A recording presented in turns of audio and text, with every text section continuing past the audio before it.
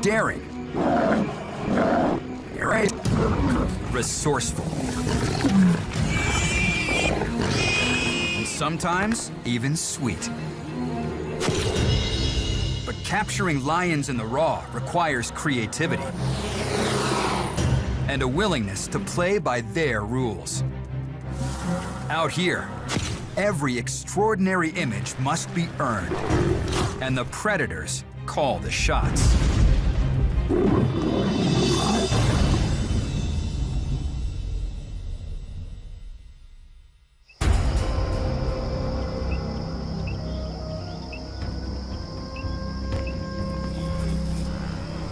This is the Serengeti, as most of us know it. A place of plenty. Lush grasses, huge herds, lots of prey. A perfect place for a predator.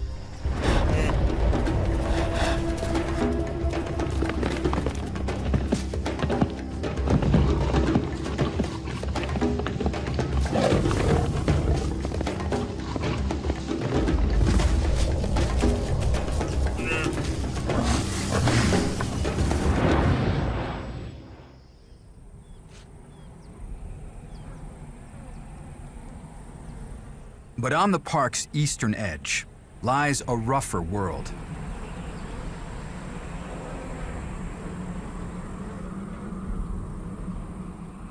Here, prey is scarce. Water, even scarcer.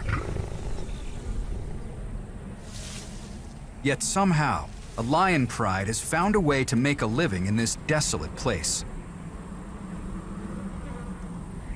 They're called the Vumbi, Swahili for dust. And renowned photographer Michael Nichols is here to tell their story for National Geographic. People call me Nick. I've been a photographer at National Geographic about 30 years, focusing on wildlife conservation. My goal is to make us celebrate what wild is left and go after fixing what we can. Nick strives for images that change people's perceptions of the animals they think they know. Joining him on assignment is cinematographer Nathan Williamson. National Geographic asked us to cover lions in the Serengeti, and for something like that, which has been done many times before, you want to show people something new. Nick and Nathan are trying to combine stills and video to capture the lives of lions on the edge. They picked this pride to show how difficult and fragile lion life can be.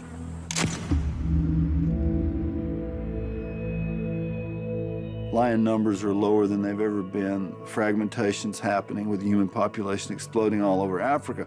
And we were trying to figure out a way to tell the world about it in a substantial way. We were looking for a situation that would have a scarcity, and so therefore there would be an element of drama in what's going on with the animal. They've teamed up with the Serengeti Lion Project, which has studied big cats here since the 1960s. The researchers pointed them straight to the Vumbi. The lions have been studied for decades by the project, and we wanted to profile those lions because their existence was so tenuous and their circumstances were so challenging. We came directly to this remote corner of the park where we wanted to focus on the lions, and it was like a dusty moonscape. It was really austere, and it was hard to imagine that anything could really make it there. And then we found this group of mangy, desperate lions that were out in just the absolute middle of nowhere. They live completely on the edge. Once I met that pride, and it happened the first minutes I met them, I couldn't blink from them. Nick and Nathan arrive in the dry season, when conditions are at their worst. No water, no green grass, no prey in sight. Vumbi pride had 5 females, and when we first arrived, 9 cubs. And they were eking out an existence in this barren, dry, dusty landscape. The cubs were pathetic. They were desperate. They were covered with mange. You could see their bones. They were fighting over any little bit of milk that they could nurse. With little prey in this part of the Serengeti, the pride must take advantage of every opportunity. The researchers put a radio collar on one female of every pride so that they can track their location for their science. So we were there observing them, watching what was going on, and the collared female stood up and started peering off in the distance, and we had no idea what they might be looking at. Nick and Nathan see nothing. The landscape looks unbroken.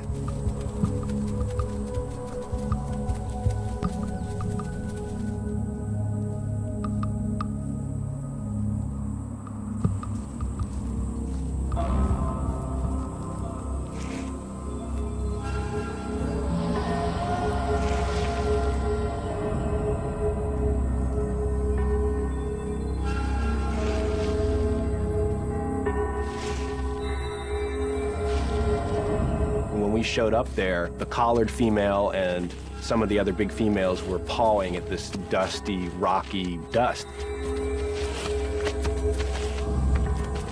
And it really seemed like the collared female was leading up the operation. She was really, really intent on whatever was in that hole.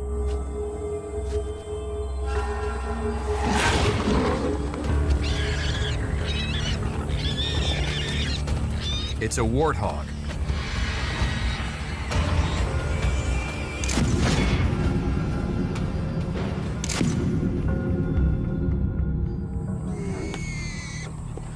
Just the fact that they would go in that hole and pull this thing out is incredible, because you realize that they were willing to take that risk because they were desperate.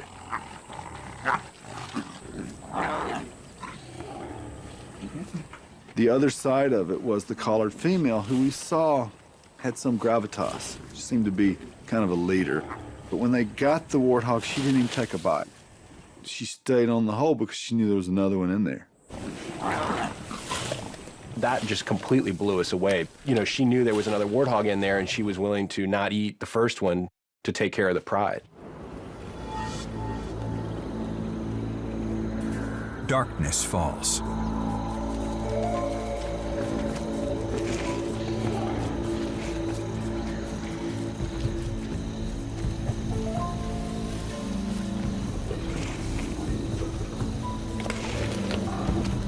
Eventually, her persistence pays off.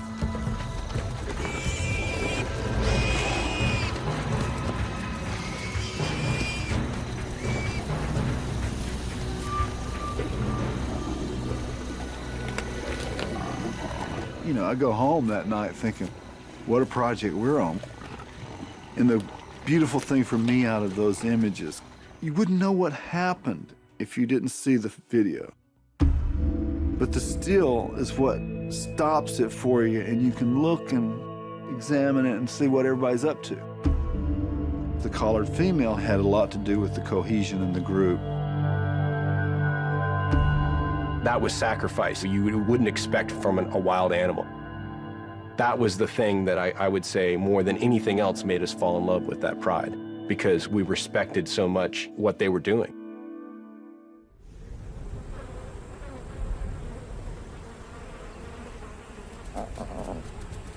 Even if you can find food, you need water to survive.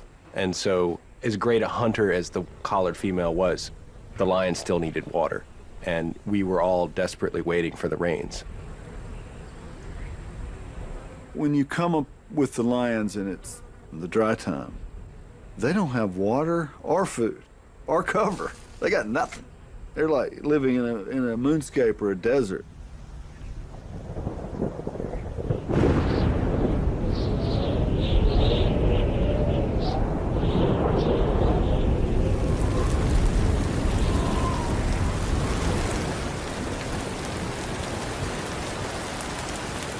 In the dry season, storms can roll in quickly, but they don't last long.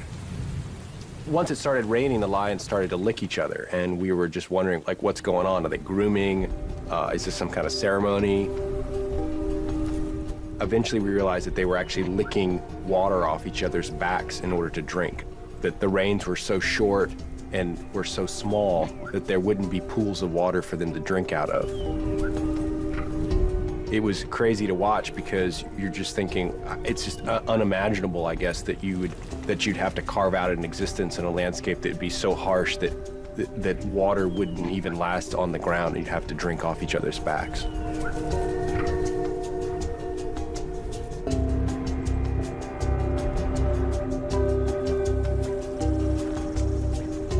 The rain is a lucky but temporary reprieve.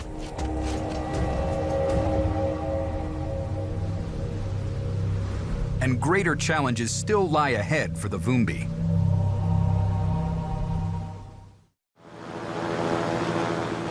It's late January. A short rainy season has just ended. After a few months away, Nick and Nathan are heading back to the Pride. Our first trip was basically a chance to get to know the lions. We shot most of that with camera in hand, just sitting in the vehicle, and there's only so much you can do when you're shooting out of the car. So what we wanted to accomplish on our second trip was to use some of our gear to get really low and really close and get it right in there amongst the lions. If I'm going to do the king of the beast, he's going to be the king of the beast. You know, he can't be the king of the beast that I'm looking down on. Intimacy is everything. If you get your camera down on the ground level, now it's a lion, and it's powerful, and it's big, and so I was obsessed with that. Hold up. All right, Raven, clean your thing. Oh. We were always trying to find a different perspective, and the assignment before lions was elephants, and one thing that we had experimented there was putting the camera on a pole and putting it on the ground so that you were looking at an elephant from like the perspective of a dung beetle. The stick is the way to go. I'm too old to get down on the ground. I can't move fast enough. So we're going with the stick. Here they come. It had worked incredibly well with elephant. We had managed to make some images that were really kind of jarring, and you would sort of like look at this and you're like, what's going on there exactly? But these were habituated elephants. Getting the same perspective with wild lions presents an entirely different challenge. The obvious difference is the elephant don't bite. So you have to think about safety. You have to think about the fact that a lion is a big cat. And so the last thing you want to do is make a cat toy.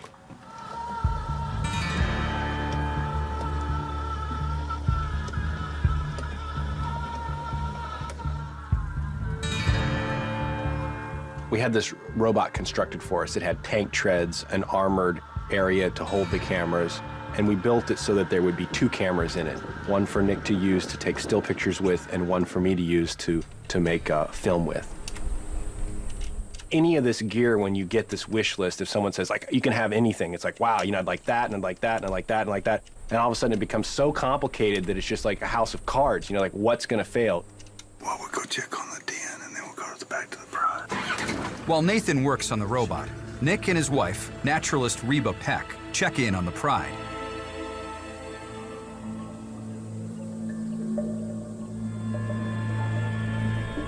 The recent rains have brought the parched earth back to life. The lions seem to be doing well.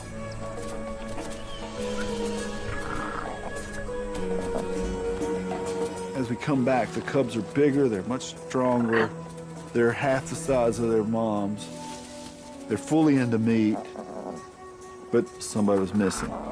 We went from 9 to 8.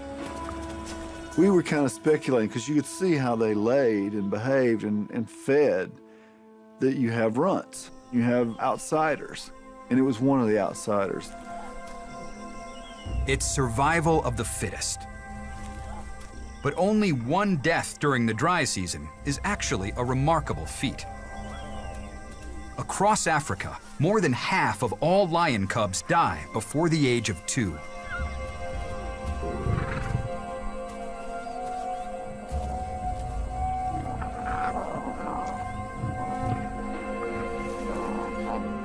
The Vumbi are defying the odds, but their success is a double-edged sword. The more hungry cubs that survive, the more pressure on the females to keep them all fed.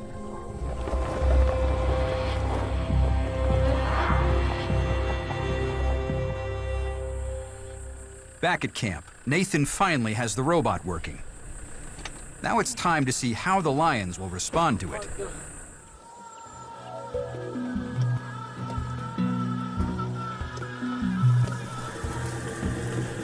The first few times we used the robot with the lions, it was a little dicey. Once it became the center of their attention, that was really nerve-wracking because we didn't know if they would destroy it. And also, once they're playing with it, obviously you're not filming their behavior or what they're doing. All of a sudden you're filming them playing with you, and that's not what we wanted. And she's coming toward you, get ready for her.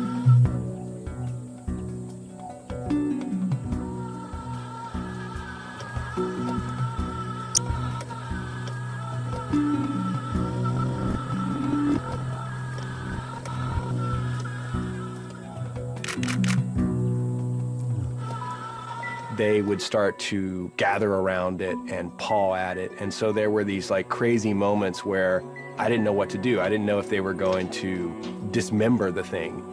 Ooh, bingo. Fortunately, the only casualty is a microphone cover Wait, I gotta watch lions. and a dirty lens. So,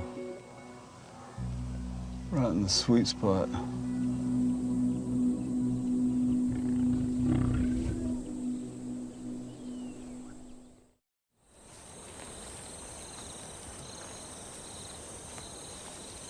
Since Nick and Nathan arrived in the Serengeti, they have only seen the females of the Vumbi pride and the cubs.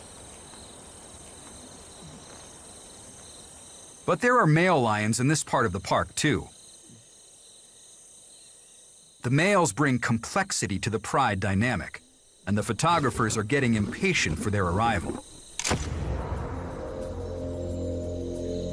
As a wildlife photographer, you can't direct the animals. You can't just say, if it'd be all right if you'd bring the males out tomorrow, that'd be swell. So, I mean, it's tough. You know, we're just basically waiting for the males to arrive, and we have no idea when that might happen.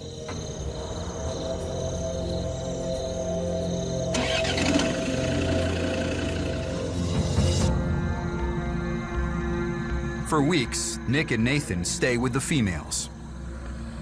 But then one day, everything changes.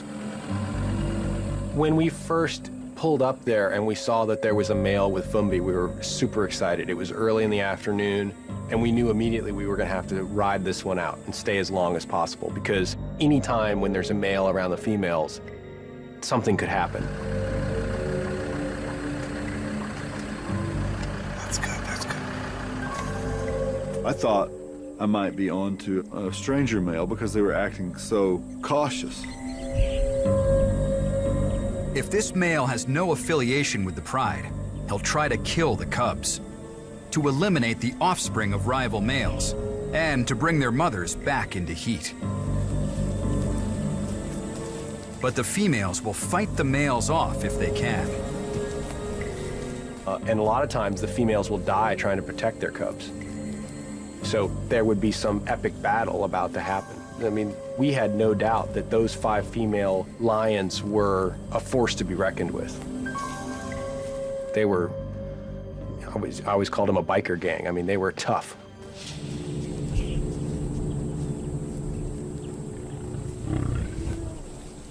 Luckily, this turns out to be Seaboy, the massive male who fathered several of the Vumbi cubs. But that still doesn't mean he's in for a warm welcome. The first time that we saw Seaboy with the females, it was tense. It was this uneasy truce that seemed to be established out there where they were tolerating him, but he wasn't allowed very close. And so he was there, but on the periphery.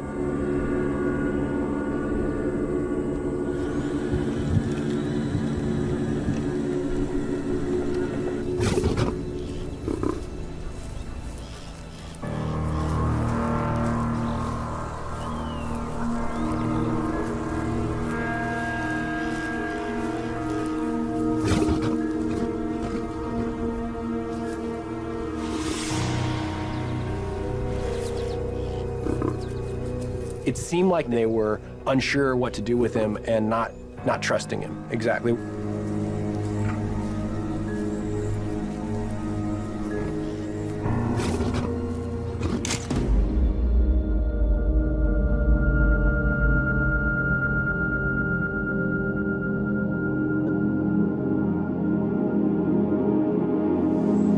As the day wears on, the females seem to grow more comfortable with Seaboy. And even the cubs start approaching him.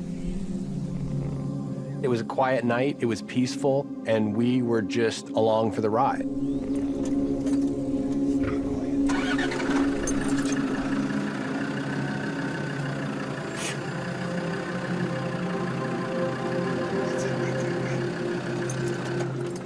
We're with them, and they're in front of the little water. I'm shooting at the edges of what's possible. And I've got little lights on the car that are visible lights. But I feel like something's about to happen.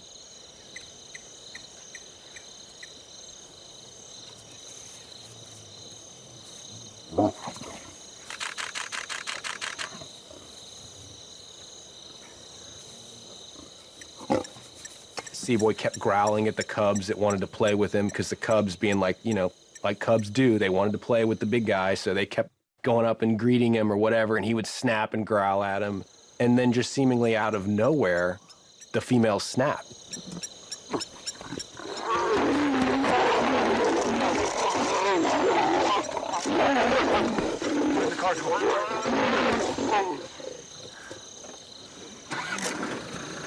It lasted just a few seconds, and we had to wait until we saw the pictures at the end to even know what happened. It was so quick.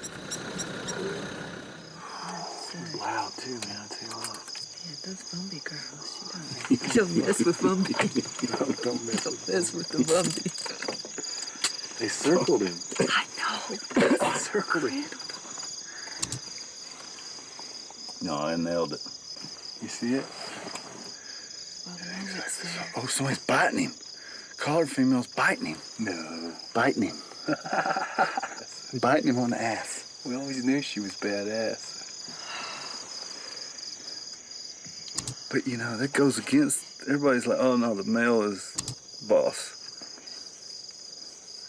I mean, we may have landed on the queen of the damn Serengeti right here.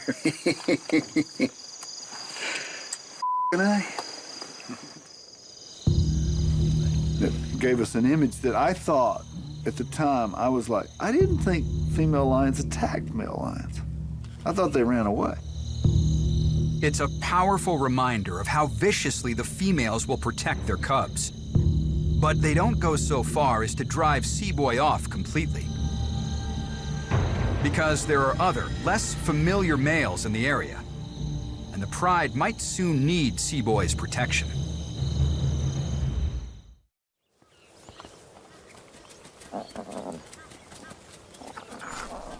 With the arrival of Seaboy, the Vumbi have some much-needed protection from other male lions.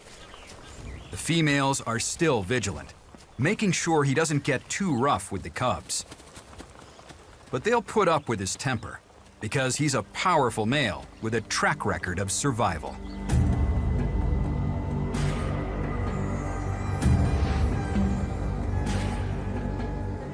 August 2009. Okay, 17th of August, 2009. The researchers told us that Seaboy had actually been kicked out of his previous territory by this marauding group of powerful males that go by the name the Killers. One of the researchers named Ingela was out there and had seen Seaboy being torn apart by the Killers and managed to make some incredible photographs of that fight. When I sort of back away from that to know, oh Christ, this is in the middle of a great battle here, 3 against 1. Then they come for him. And I'm there, you know, with my lens, I can't adjust it too much, so I'm having it on the widest that I can. Oh, they're right next to your car. They're right, yeah, it's like between here and my car here. Oh my God. Must have been so loud. I was sure they were killing him.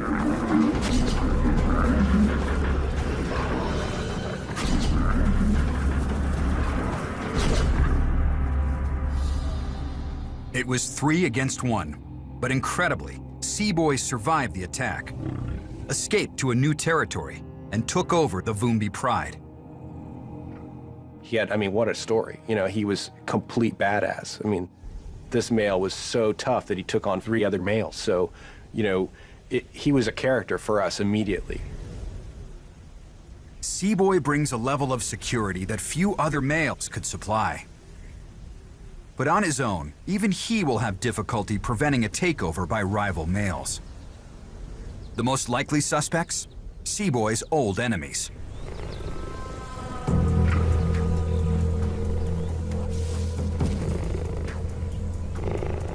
The killers are back on the prowl. And now, there are 4 of them to be reckoned with.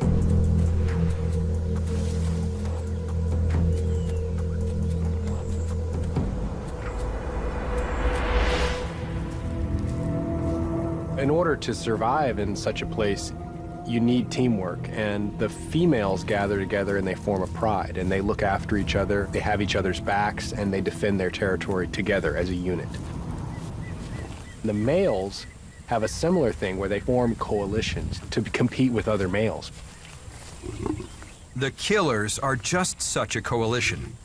But Nick and Nathan have only seen Seaboy alone, or with the pride.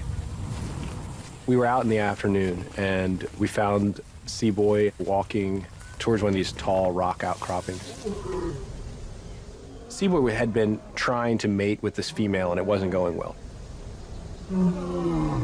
Seaboy started roaring and immediately started walking in the same direction as he'd been roaring. And so, of course, we followed him.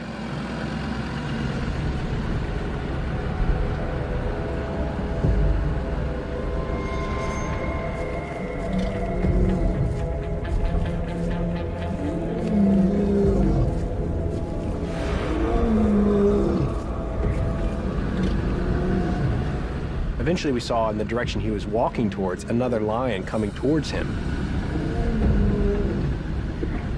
From afar, it's unclear if this is a rogue male, or maybe even one of the killers.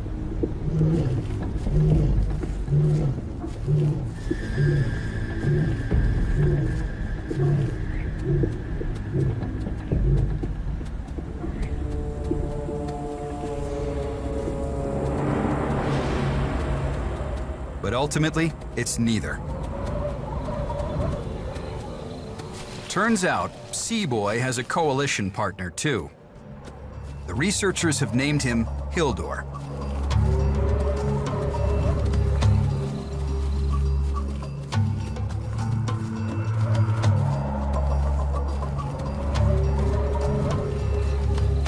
There's this incredible moment where they do this like nuzzle thing, you know, this little dance.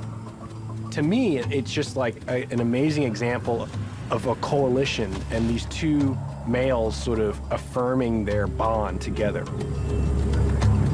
The male lions have to do this. In fact, 1 male lion is a goner. A coalition of 2 is not really very strong unless you've got a Seaboy.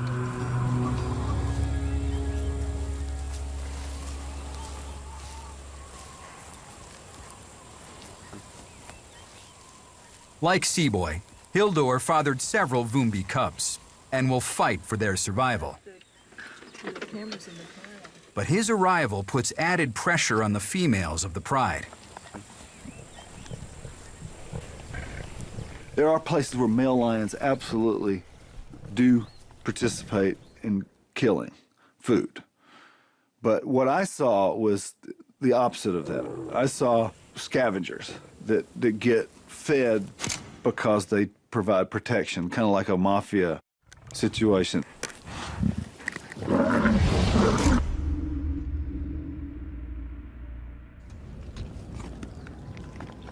There's an obvious pecking order. The males can control whatever the pride kills, so the females would kill something, male would take it and eat really until he was full.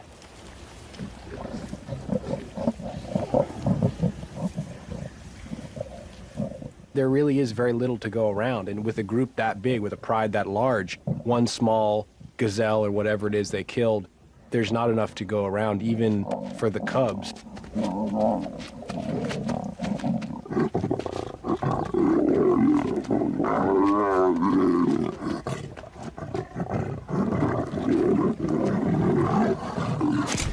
The cubs were fighting over just the right to lick the blood off the grass because that's all that was left. I didn't think you would actually bite him on the butt, but he did. It's a tough deal. It's a tough. I think there's no doubt it's difficult for the females to watch the males eat that much, you know, fill themselves up and then leave whatever is left for the cubs. It's the price the pride must pay for protection. They now have 2 strong, loyal males to fend off attacks. But with them come 2 very large stomachs that demand to be fed.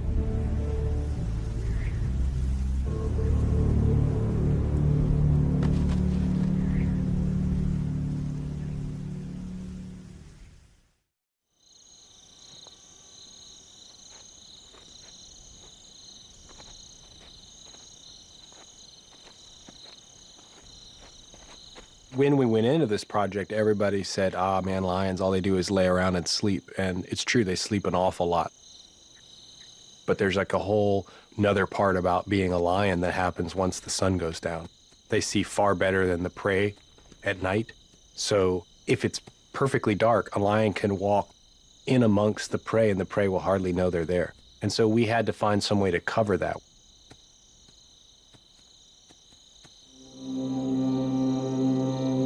With 5 females, 8 fast-growing cubs, and 2 males, the pride needs a lot of fresh meat. Every kill can mean the difference between life and death. So it's crucial not to disturb the lions or take away their advantage.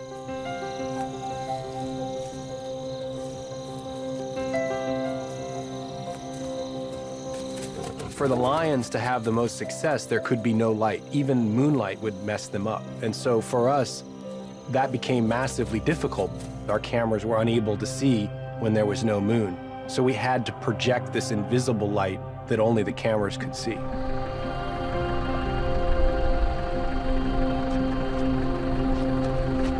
Working at night was about as difficult a set of circumstances you can create for yourself. But I thought it was just so important to use invisible light. It sounds simple, great. Project some infrared light. The lions can't see it. Perfect. The reality is it was a real pain. I mean, for me, driving the vehicle became very difficult because I could only see as far as we were able to project the light. Hey, Ruby, keep an eye on this one coming in from behind us on the road. I don't know, you're just so disoriented and you can't see and you're focused and you hit holes and you can't really do what you want to do. But by working at night, I felt like we got into their world.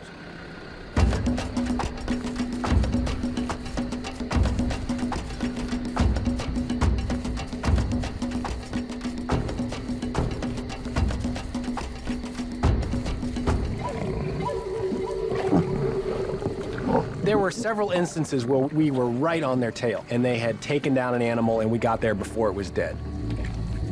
The eyes were still moving. You could tell it was still alive and struggling. I think some of the footage that we have still reads very clearly for what it is, which is a family that's, you know, surviving on this incredible landscape.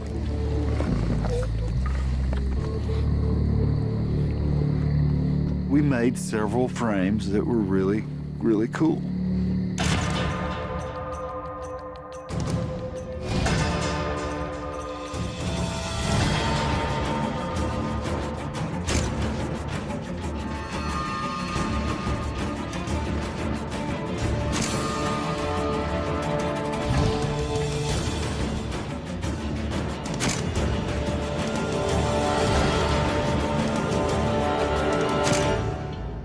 That's about family eating. That's what that picture's translating to.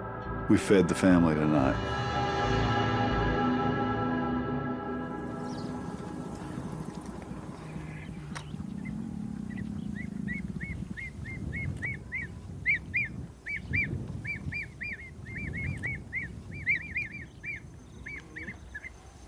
Days between hunts are slow.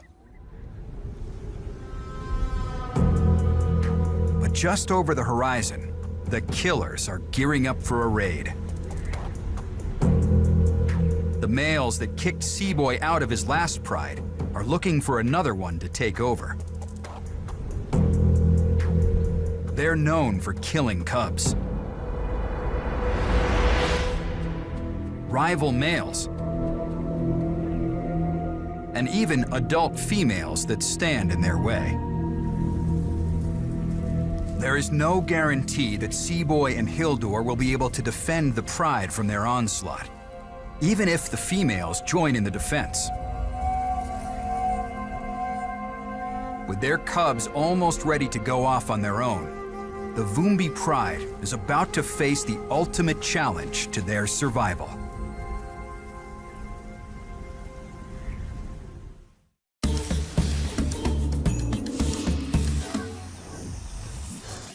Nat Geo Wild presents all new premieres in the underwater event of the year. Sharkfest is back. And Wild is the only place to get up close and personal with the ultimate predators of the sea, celebrating the true kings of the ocean. Don't miss Sharkfest. Starts Monday, August 21st at 6 on Nat Geo Wild.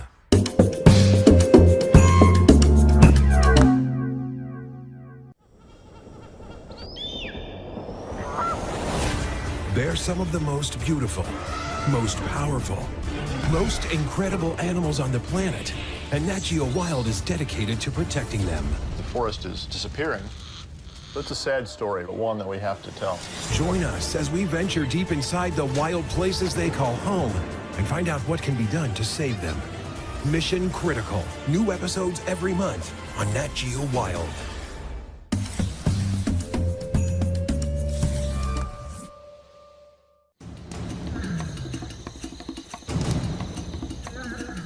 It's the middle of the night, and the killers are on the move.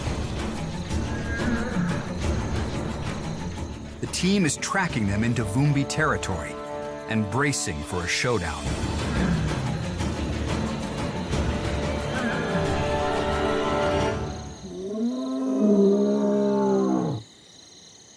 But long before any contact is made, the lions square off with their roars.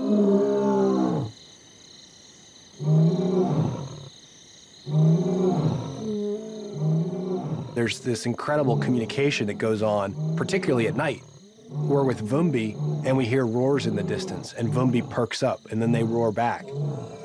They know these sounds so well, and they absolutely communicate with each other using their roars. One of the amazing things that the researchers have found is that the lions absolutely can count, and they use their roars to decide whether or not to attack or not to attack another group of lions. Researchers have recorded the roars and played them back to the lions to see how they react.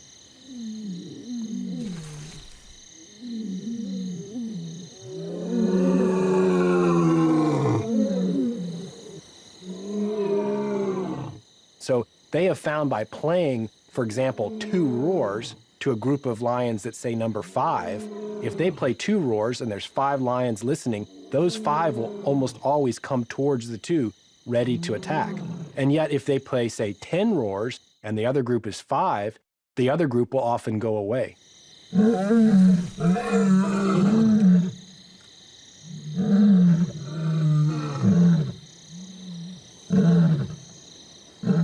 With the killers, the numbers are a little more even.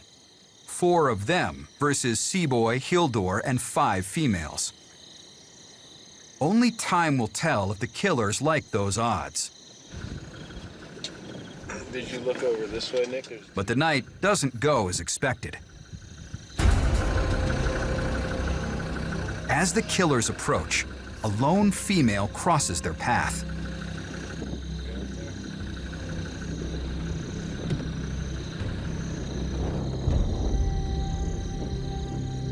The killers are distracted. One heads off after the female.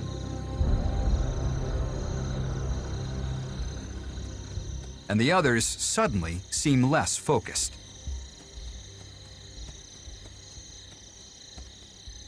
Interestingly enough, when the killers did invade, they didn't even go after Vumbi. By morning, the killers have gone right through the Vumbi's territory and into the next. Perhaps the female threw them off their game. Or perhaps they decided a place with such scrubby ground and a lack of big herds wasn't worth fighting for. It's not worth it. I'm not going to take on Seaboy for that. For now, the threat to the Vumbi has passed, and life is about to get a whole lot better.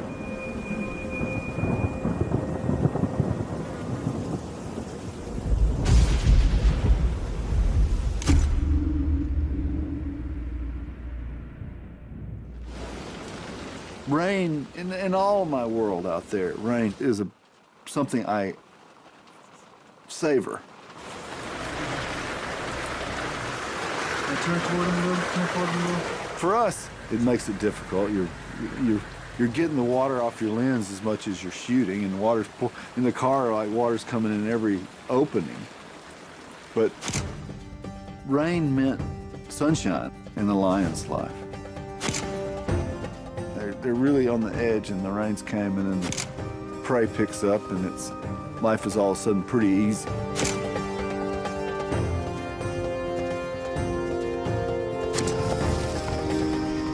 Once the rains came and the landscape became populated with wildebeest, that's when we needed some way to show that.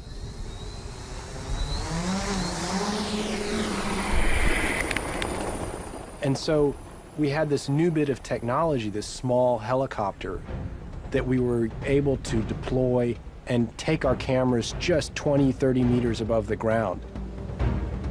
And just by doing that, just by getting up just that little bit, we were able to show this totally new vantage point of the wide open flat expanse that is Vumbi's territory, and how the wildebeest were coming and grouping amongst the little stream beds. For the Vumbi, it's the season of plenty. More water than they can drink. Wildebeest by the thousands.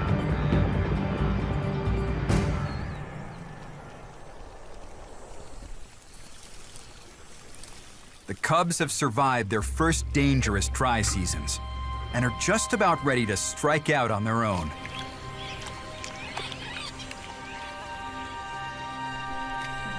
They're a far cry from where they were when the expedition began. When we first encountered Vumbi, the cubs were obviously vulnerable. Like, they were barely hanging on. They were small, they were bony, they were mangy. Their fate was hardly decided. And when we left them, they were almost 2 years old. They were nearly as big as their mothers. They were tough, they were strong. They were completely different. And there's no doubt that these cubs had only made it as far as they had because their mothers were such incredibly competent and doting mothers. The Vumbi have succeeded in raising their cubs, from infancy to near adulthood. A process the photographers have managed to cover from just about every angle. And I believe in history. I really believe the whole point of doing what I do is that you record it and you lock it down and you save it, and it represents that moment in the world. And it may have some effect.